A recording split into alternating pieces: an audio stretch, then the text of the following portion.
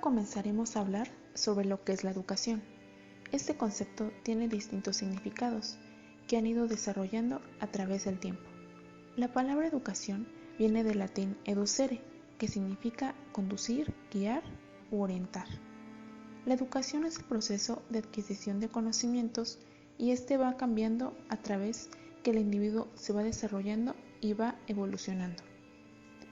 Existen diferentes autores con diferentes modelos y propuestas sobre cómo la persona va adquiriendo conocimientos y por lo tanto un aprendizaje. A continuación, uno de ellos. Edward Claparede nació el 24 de marzo de 1873 en la ciudad de Suiza de Ginebra. Fue un psicólogo y pedagogo suizo e influyó en los modernos conceptos de la educación. Durante su vida, Claparede estudió diversos cursos de ciencia, medicina y psicología, donde se especializó en diversas áreas de la psicología, haciendo énfasis en la psicología educativa, la enseñanza y memoria. También fue educador en la Facultad de Psicología y obtuvo el título de doctor en medicina en 1897. En el año 1912, Claparede fundó el Instituto Rousseau. También hizo diversas publicaciones de libros, 4 obras en total sobre la psicología, pedagogía y educación en la niñez. Se encontraba en la época de la Primera Guerra Mundial, confrontación bélica centrada en Europa que empezó el 28 de julio de 1914 y finalizó el 11 de noviembre de 1918. Cuando Alemania aceptó las condiciones del armisticio.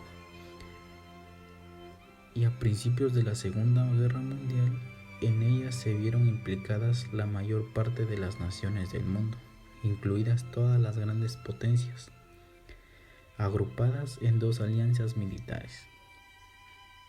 Una gran importancia revistió para el impulso de la Escuela Nueva los congresos internacionales de la Liga Internacional de Educación Nueva, llevando a cabo el primer Calais en el año 1921.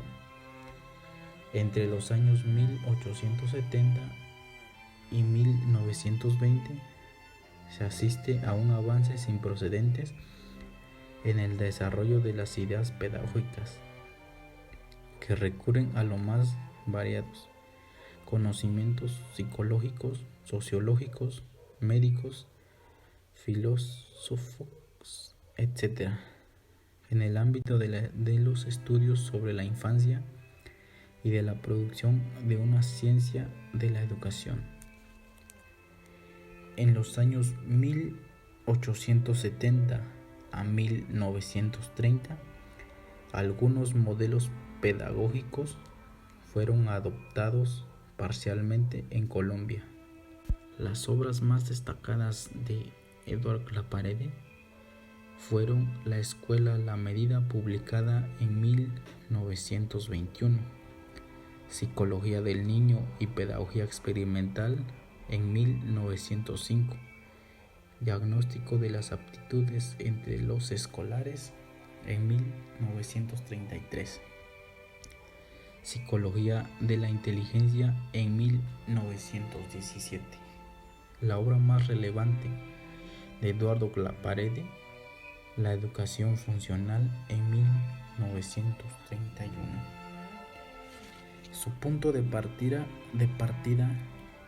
era crear la necesidad en el niño, es decir, despertar en él un interés o deseo profundo por aprender, por saber y ser capaz de dirigir sus acciones.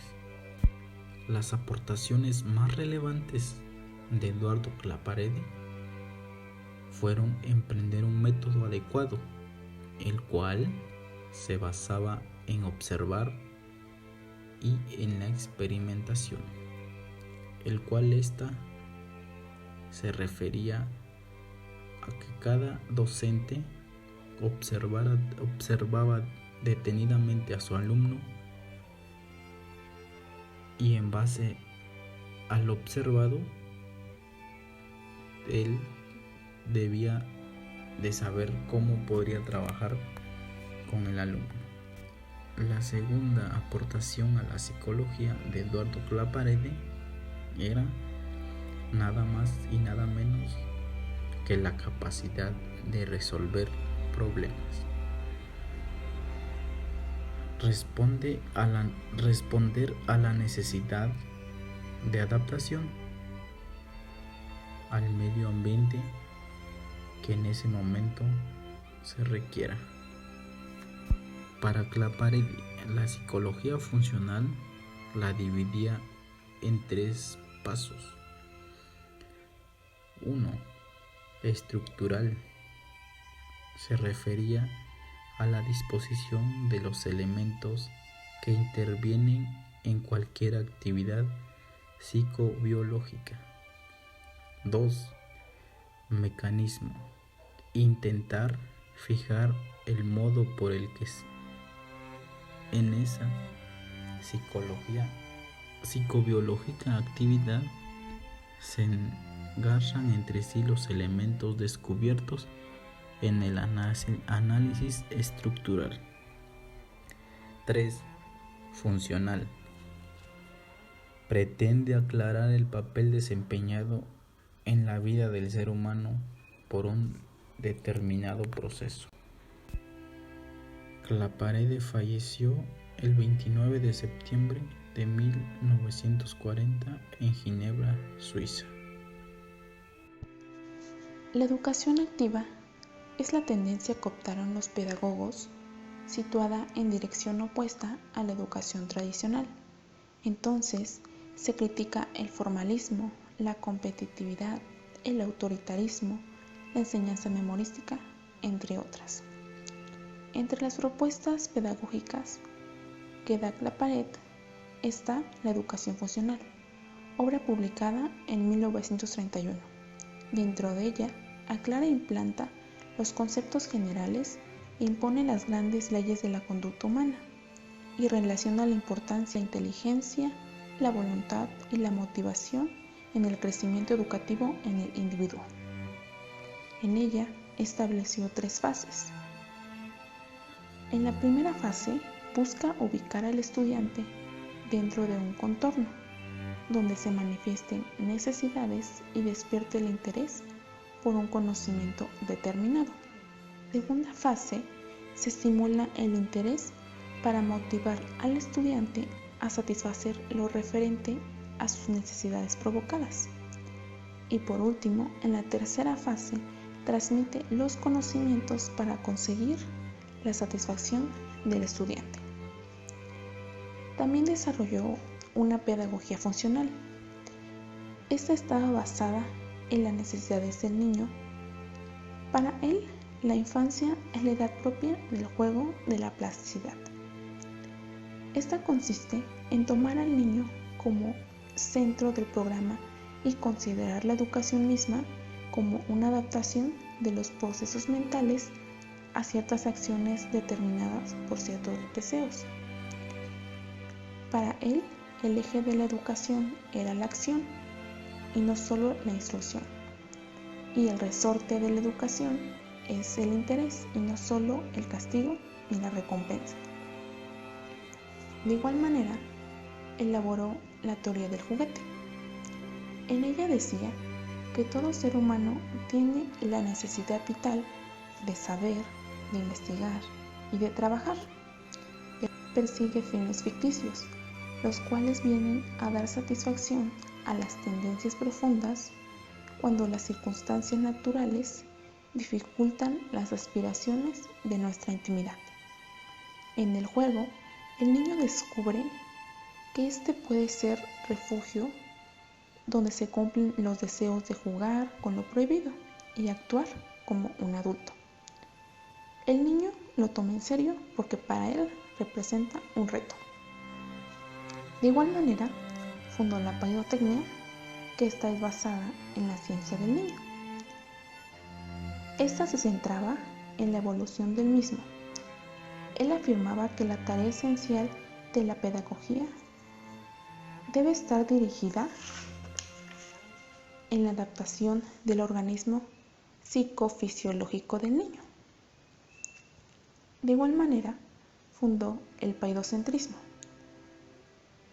Esto significa que todo proceso y sistema educativo debe estar controlado en el niño, es decir, abarca el método de enseñanza con un cambio de foco en la instrucción del profesor al estudiante, en un espacio de aprendizaje centrado en el estudiante.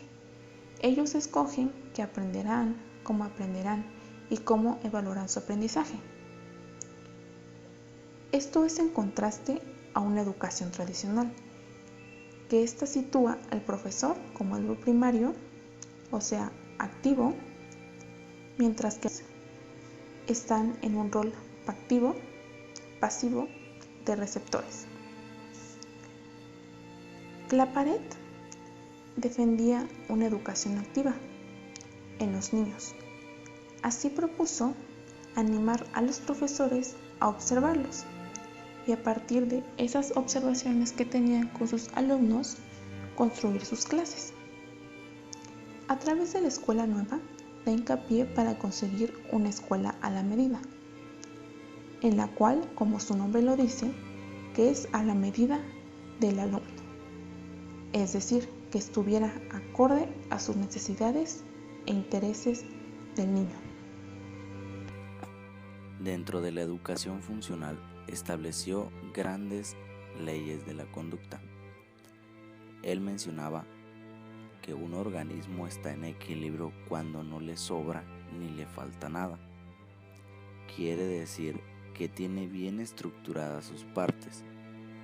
Cuando esto no ocurre, se dice que tal organismo se encuentra afectado por una o más necesidades. La primera ley de la necesidad. Toda necesidad tiende a provocar las reacciones apropiadas para satisfacerlas. Él afirma, como consecuencia de esta ley, que la actividad siempre está suscitada por una necesidad. Segunda ley, ley de la extensión de la vida mental. El desarrollo de la vida mental es proporcional a la desviación existente entre las necesidades y los medios de satisfacerlas. Tercera ley, ley de la participación de la conciencia. El individuo participa conscientemente de un proceso, de una relación o un objeto. Tanto más tarde, cuanto más pronto y durante más tiempo su conducta ha implicado el uso automático inconsciente de ese proceso, de esta relación o este objeto. Cuarta ley, ley de la anticipación. Toda necesidad que por su naturaleza corre el riesgo de no poder ser inmediatamente satisfecha, aparece anticipadamente, es decir, antes de que esté en peligro la vida. Quinta ley, ley del interés. Toda conducta dictada por un interés, es decir, toda acción consiste en alcanzar el fin que nos importa en el momento considerado. Sexta ley, ley del interés momentáneo. Como en todo conflicto, dominará el más fuerte, la necesidad más urgente en el momento considerado. El interés más intenso domina a los demás y produce la reacción. He creído útil consignar este hecho momentáneo, fundamental de la conducta bajo forma de ley. La ley del interés momentáneo. Un organismo actúa en cada instante siguiendo la línea de su interés más grande. Séptima ley. Ley de producción de lo semejante.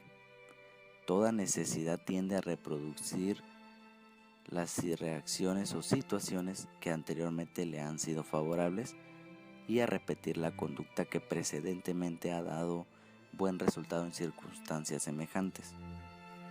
Octava ley. Ley del tanteo. Cuando la situación es tan nueva que no evoca ninguna asociación de semejanza o cuando la repartición de los semejantes es ineficaz, la necesidad provoca una serie de reacciones de rebusca, reacciones de ensayo y de tanteo. Novena ley. Ley de compensación. Cuando el equilibrio perturbado no puede rehacerse por una reacción adecuada, se compensa con una reacción antónica de la desviación que suscita. Décima ley. Ley de autonomía funcional. Un ser animal constituye en cada momento de su desarrollo una unidad funcional, es decir, que sus capacidades de reacción están ajustadas a sus necesidades. La evolución biológica del niño se puede clasificar por etapas, las cuales son: etapa anterior al nacimiento, primera infancia, segunda infancia, tercera infancia, cuarta infancia o anexo de la pubertad, etapa de la pubertad, etapa de la adolescencia. Primera etapa, etapa anterior al nacimiento. El ser tiene muy escasa capacidad de defensa ante el medio en el que se encuentra. Segunda etapa, primera infancia. Aquí ocurren los primeros acondicionamientos al medio en el que se encuentra y también estructuran los primeros estereotipos fonéticos y silábicos. Tercera etapa, segunda infancia. Estructuración casi completa del lenguaje, afinación de las destrezas motrices y las nociones del espacio. Cuarta etapa, tercera infancia. Comienza el sentido de lo temporal, dando inicio al aprendizaje de lectoescritura, ejercitación de las operaciones lógico-concretas. Quinta etapa, cuarta infancia. Se inicia la diferenciación de los sexos. Sexta etapa, la pubertad. En los varones comienza la eyaculación y en las mujeres la menstruación. Séptima etapa y última, la adolescencia. Se completa el crecimiento y el desarrollo orgánico en general, ya sea para hombres o para mujeres. Para cerrar este documental, me gustaría citar una frase. Esta dice: ¿cuántas veces la escuela no habrá matado en el niño y cuántas no habrá proyectado sobre los años de la infancia una sombra que la memoria no paga? Hay que analizar esta afirmación de Claparède. Claparède retoma una parte muy importante en el proceso de enseñanza-aprendizaje, y esta parte es el interés. Ideal que sería que no se tuviera que emplear el castigo, puesto que no se debe, y que todos los alumnos tengan esa motivación interna de portarse de un modo respetuoso y adecuado, no reprimidos ni forzados. Comparte la doctrina con la de Dewey. Según Claparède, el niño aprende siguiendo un interés. El rol del maestro se convierte en estimular intereses y en despertar necesidades intelectuales y morales, en la adquisición del conocimiento, dado su entusiasmo y su conocimiento. Claparède, pedagogía, la cual propone el desarrollo de los procesos mentales teniendo en cuenta su significación biológica. Dewey afirma que la experiencia educativa es una reconstrucción constante de aquello que el niño hace y se estructura a partir de lo que vive. Esto lleva a la reconstrucción permanente del proceso educativo. Comparando las dos teorías se puede observar una similitud. Ambos pedagogos afirman que tanto el pensamiento como la observación sirven de instrumentos para como Claparède se centran en el proceso de la investigación. Investigar es la actividad constructiva del espíritu.